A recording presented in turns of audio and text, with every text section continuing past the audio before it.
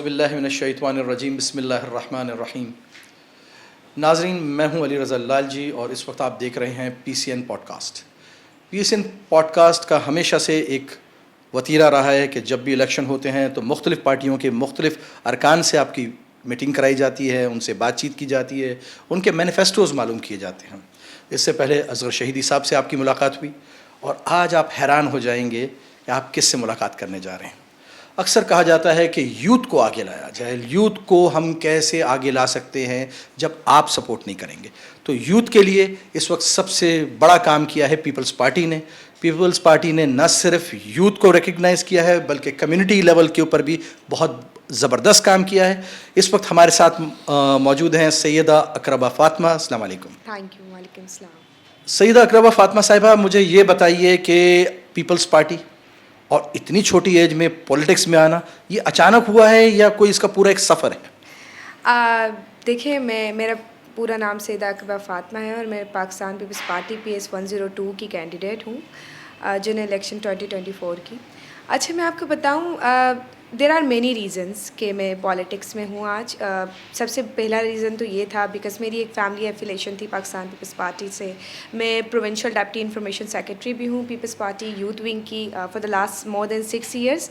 और मैं third generation हूँ पीपल्स पार्टी में। मेरी पहले नानी थी, वालदा हैं, वो खुद एक KMC की मेंबर है, कराची डिप्टी जनरल सेक्रेटरी भी है वुमेन विंग की, और मैं उसके बाद उस लेगेसी को कंटिन्यू करूँ।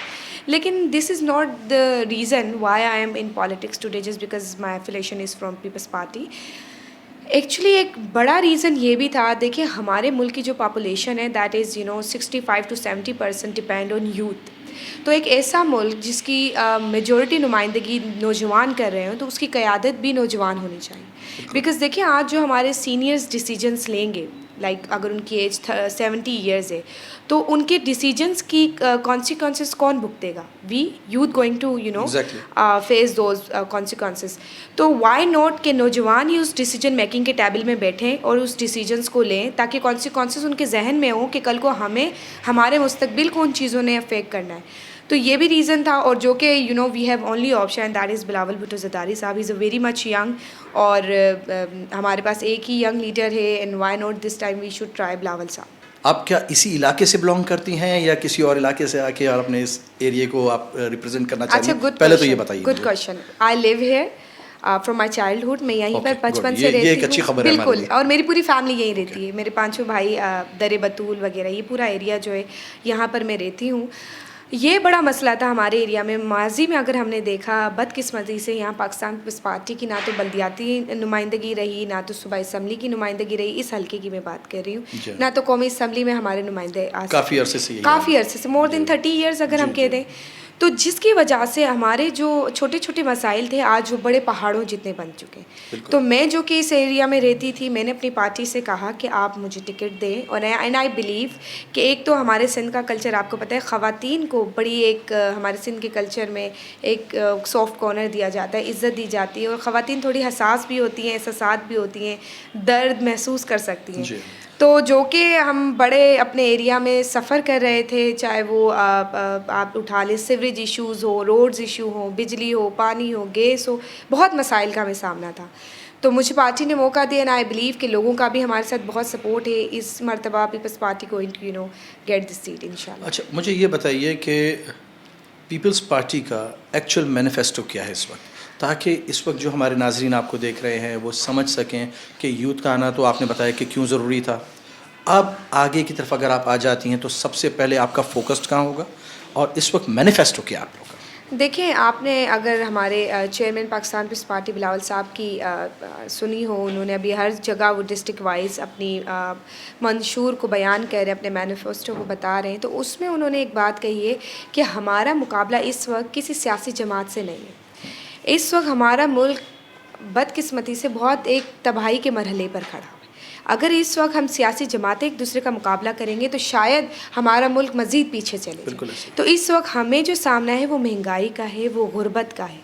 तो उन चीज़ों का हमें सॉल्यूशन चाहिए। तो पीपल्स पार्टी जिस सोच के साथ आई है वो ये सोचे कि हमें किसी और का मुकाबला नहीं करना है, हमें गुर्बत का मुकाबला करना है। और बदकिस्मती से जो हमें एक लसानियत की चीज़ों का सामना है, एक मैं कहूँगी कि फ़िरकावारी जैसी चीज़ों का सामना है, ये चीज़ें नफ़रत को, इन चीज़ों को, सियासत को एक तरफ रख कर हमें गुर्बत और महंगाई से लड़ना है। तो इसके लिए पीपल्स पार्टी बहुत से प्रोग्राम्स लेकर आई हैं। आपको अच्छी तरीके से पता होगा कि BISP एक ऐसा प्रोग्राम है जिसको इस मरतबा इंशाल्लाह आफ्टर द जनरल इलेक्शन हम इसको और स्प्रेड करेंगे और वसी करेंगे। नौजवानों के लिए हम इस बार यूथ कार्ड लेकर आए हैं, जिसमें जो हमारे फ्रेशली ग्रेजुएट्स होंगे उनके लिए जॉब अपॉर्चुनिटीज़ होंगी, स्किल्स डेवलपमेंट के काम होंगे। फिर हम ख़वातीन के लिए ऐसे लेकर आए कि जिसमें वो स्किल्स डेवलपमेंट के सेंटर्स होंगे। ये मेरी अपनी ज़ाती ख्वाहिश भी है कि मैं अपने हल्के में इंशाल्लाह आफ्टर हम ये सीट जीतते हैं, हम हर अपने हल्के में ख़वातीन के लिए ख़ास तौर पे नियर बाय सेंटर्स ऐसे होने चाहिए जहाँ, क्योंकि ज़्यादातर ख़वातीन हमारे यहाँ हाउस होल्डर्स हैं, तो वो अपने बच्चों को आराम से सुलाकर 1-2 घंटे के लिए भी वो सेंटर्स में जाके हुनर स्किल्स सीख सकें। उसमें डिजिटल IT सिस्टम है, उसमें एक सिलाई कढ़ाई के मौक़े हैं। इस तरह से जब उनमें हुनर आएगा तो उनको एक अर्निंग, एक इंडिपेंडेंसी फ़ील होगी कि हमें इंडिपेंडेंट फ़ील करें। तो ये वो चीज़ें होती हैं जो वुमेन एम्पावरमेंट में कंट्रीब्यूशन देती हैं। तो ये वो चीज़ें हैं कि पीपल्स पार्टी इंशाल्लाह इस बार लेकर आ रही है, लेकिन उसके लिए हमें अवाम की, हमारे लोगों की ज़रूरत है। बिल्कुल ठीक है। अच्छा, मैं थोड़ा सा बैक जाना चाहूँगा कि पीपल्स पार्टी बहुत सारे टाइम में ऐसा भी रहा है कि हुकूमत में रही हैं, और बेनज़ीर साहिबा, इसके बाद फिर ज़रदारी साहब, लेकिन उनके दौर से लेके आज तक हम एक ही बात सुनते हैं, गुर्बत को दूर करना है, गुर्बत को दूर करना है। क्यों हम कंट्रोल नहीं कर सके इतना टाइम? मतलब मैं अगर ये कहूँ कि वो एक टाइम था, उसके बाद फिर ये दूसरा, फिर तीसरा, 3 दफ़ा अगर एक पार्टी अगर उसमें रही हो और उसके बाद अचानक फिर दोबारा से वही पुराने नारे लगना शुरू हो जाएं, हम क्यों तरक्की नहीं कर सके?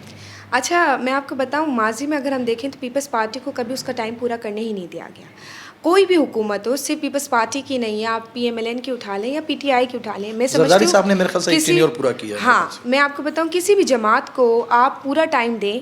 अच्छा, ज़रदारी साहब ने जब किया तो हमने देखा वो NFC अवार्ड्स लेकर आए, वो ऐसे बहुत से इनिशिएटिव लेकर आए जिसको आज भी मुल्क को उससे फ़ायदा पहुँच रहा है।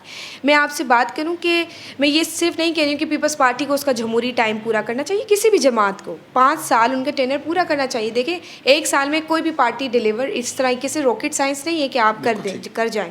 आपको प्रॉपर अपने टाइम की ज़रूरत होती है जिसमें आप अपने जो प्लानिंग्स होती हैं, जो पॉलिसीज़ होती हैं, उसमें अमल करते हैं। इसी तरीके से माजी में पीपल्स पार्टी को बीबी शहीद ने जब हुकूमत 2 बार बनाई तो उनको कभी भी जो है अपने टाइम को पूरा नहीं करने दिया। उसके बावजूद भी बीबी ने ऐसे इनिशिएटिव्स लिए जो हमें कारआमद हुए। और अगर मैं आपको सिंध की बात करूँ, सिंध में देखें, NFC अवार्ड के बाद तो सूबों को उनका हक़ मिला, लेकिन उससे पहले सूबों को भी जो फेडरल से हक़ मिलना होता था PMLN की हुकूमत में, हम इस चीज़ का बड़ा हमें सामना रहा कि वो जो एक ब्लेम गेम की सियासत थी कि फ़ेडरल सूबे को नहीं दे रही, सूबा शहर को नहीं दे रहा, शहर अपने हलकों में नहीं दे रहा, ये जो ब्लेम गेम की सियासत थी इसने हमारे मुल्क को बहुत नुकसान पहुँचाया। बिल्कुल, बहुत ज़्यादा नुकसान पहुँचाया। माजी में अगर आप देखें तो पीपल्स पार्टी तो कराची से कभी भी स्टेक होल्डर नहीं रही है, दीगर जमातें रहीं जिसमें MQM है, PTI है, जमात इस्लामी। ये 5 जो जनवरी था, 15 जनवरी को हमने देखा कि पीपल्स पार्टी बड़े अच्छे मार्जिन से आगे आई है, first time after a very long time.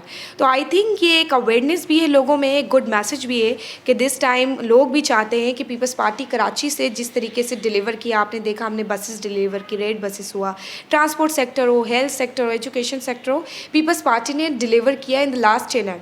तो आई थिंक क्योंकि नौजवान की आदत थी, उसमें हमारे बहुत से मिनिस्टर्स ऐसे थे जो नौजवान थे, चेयरमैन जो कि हमारे नौजवान हैं, तो वो न्यू इनिशिएटिव और न्यू थिंकिंग के साथ आ रहे, जिस वजह से कराची के लोगों ने बड़ा एक अच्छे तरीके से हमें इलेक्ट करवाया। तो आई बिलीव कि जनरल इलेक्शंस में भी अब लोगों का भरोसा पीपल्स पार्टी के साथ है, तो पीपल्स पार्टी कराची से सबसे बड़ी जमात बन के उठेगी। मुझे ये एक बात बताइए कि देखें, कराची हमेशा एक प्रॉब्लम में रहा है।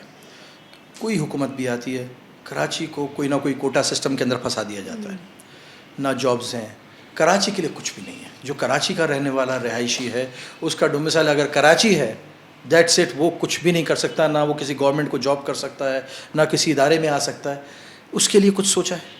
अच्छा, मैं आपको बताऊँ, डोमिसाइल तो सूबे सिंध है ना, डोमिसाइल तो सिंध का है। ये आपकी बात सही है कि जहाँ हमारे सूबे डोमिसाइल सिंध की बात आ जाती है तो वहाँ हमारे साथ नाइंसाफ़ियाँ तो होती हैं, वहाँ हमारे साथ जुल्म भी होते हैं। फिर चाहे हम ऐवानों की बात करें या कानून की बात करें या किसी भी प्लेटफॉर्म की बात करें, कि जब डोमिसाइल सिंध का आता है तो जुल्म और नाइंसाफ़ियाँ एक अलग ही मरहले की होती हैं। लेकिन आपने इस बार देखा, इंशाल्लाह ताला मुझे यकीन है पूरा कि जिस तरीके से पहली मरतबा हमारे मेयर कराची मुर्ज़ा वहाब आए हैं, इससे पहले अगर बात करें तो 14 MNAs PTI के थे। MQM की बड़ी मेजॉरिटी MPs थे। जी हाँ, और इनका सबसे बड़ा रोना यही है कि जी ये हमें तो कोई काम ही नहीं करने देता। इख्तियारात नहीं थे। जी। माजी में कराची को जो एक लफ्ज़ सुनने को मिला एक तवील अरसे 20-25 साल, वो यही लफ्ज़ था कि हमारे पास तो इख्तियारात नहीं है। अब इख्तियारात का जो मसला था, सब जानते हैं कि माशाल्लाह कराची के लोग बड़े पढ़े लिखे हाईली एजुकेटेड लोग हैं, वो अंडरस्टैंड करते हैं कि ये बहुत ही एक बेवकूफ़ बनाने वाली बात है अगर कोई इख्तियारात का रोना रोता है। अरबों रुपए मेयर कराची को मिलते रहे, बदकिस्मती से अब ये एक अलग बहस हो जाएगी कि वो कहाँ जाते रहे, वो जी। लोगों को सूबाई हुकूमत को ख़राब करने के चक्कर में लोगों तक उनकी चीज़ें पहुँचती नहीं रही। अदरवाइज़ हमने देखा कि मेयर कराची अभी 1 साल भी नहीं हुआ है वो इलेक्ट हुए हैं, और उन्होंने अपने ही KMC के बजट से बड़ी बड़ी इनिशिएटिव्स लिए, बड़े बड़े रोड्स फ्लाईओवर्स बनाए, और ये सब हमें उनकी सोशल मीडिया पे आप मुर्ज़ा वहाब का पेज खोल दें तो आपको सब नज़र आ जाएगा कि वो डिलीवर कर रहे हैं। तो मैं समझती हूँ इंसान अगर नेक नियति के साथ, ईमानदारी के साथ काम करना चाहे तो वो इख्तियारात का रोना नहीं रोता, उल्टा डिलीवर करता है। तो इसी तरीके से कराची में इस जैसे हम बल्दियाती इलेक्शंस में जीते हैं बड़े मार्जिन से, और इंशाल्लाह ताला पीपल्स पार्टी इसी तरीके से अगर कौमी असम्बली की सीट्स लेती हैं और सूबाई असम्बली की सीट्स लेती हैं तो कराची को वो जो एक इख्तियारात का रोने वालों से तो प्रॉपर हमारी जान छूट जाएगी, और फिर काम भी होगा, डिलीवर भी होगा। सैयदा अकरबा फ़ातिमा, आपके साथ बातचीत करके बहुत अच्छा लगा कि आपने यूथ को बहुत अच्छा रिप्रेजेंट भी किया, और आपने किसी भी मौके पर यह ज़ाहिर नहीं होने दिया कि हमें क्या करना है, या घबराहट का आप शिकार नहीं हुई। लेकिन क्योंकि नॉर्मली होता ये है कि जब हम किसी यूथ से बात करते हैं तो वो एक अजीब सी कैफियत में चले जाते हैं कि मैं क्या जवाब दूँ। तो इस बात से अंदाज़ा हुआ कि आपके पास नॉलेज भी है और आप चाहती भी हैं कि हम अपने सिस्टम्स को अपडेट करें। तो नाज़रीन, मकसद सिर्फ यही है कि आपको तमाम लोगों से मिलाया जाए। आज थी हमारी मेहमान मोहतरमा सैयदा अकरबा फ़ातिमा साहिबा, और इनकी बातें सुनने के बाद एक बात का अंदाज़ा हुआ है कि यूथ बहुत अवेयर है, और हकीकत यह है कि जो जनरेशन गैप आ रहा था, अगर आज पीपल्स पार्टी इस चीज़ को समझ रही है तो ये बहुत बड़ा काम कर रही है कि जनरेशन गैप को ख़त्म किया जा रहा है, ताकि आहिस्ते आहिस्ते जब ये जनरेशन आगे जाएगी तो उनको वो तमाम चीज़ें मिल चुकी होंगी जो वो चाहते हैं। आज इंटरनेट का दौर है। एक दौर ऐसा था कि लोग छोटे से मोबाइल अगर हाथ में होते थे तो वो बटन वाला मोबाइल होता था, आज स्क्रीन वाला मोबाइल है, आज आपके पास लैपटॉप्स हैं, आज वो सिस्टम्स मौजूद हैं कि जिनको शायद हमारे बुज़ुर्ग न समझ सकें। उन सब चीज़ों के लिए यूथ की ज़रूरत है। इस वक्त आपके सामने मौजूद थी सैयदा अकरबा फ़ातिमा साहिबा, ये पाकिस्तान पीपल्स पार्टी से PS 102 से इलेक्शन लड़ रही हैं। हमारा काम था आपसे मिलाना, वोट देना आपका काम है। बहुत शुक्रिया। अल्लाह हाफ़िज़।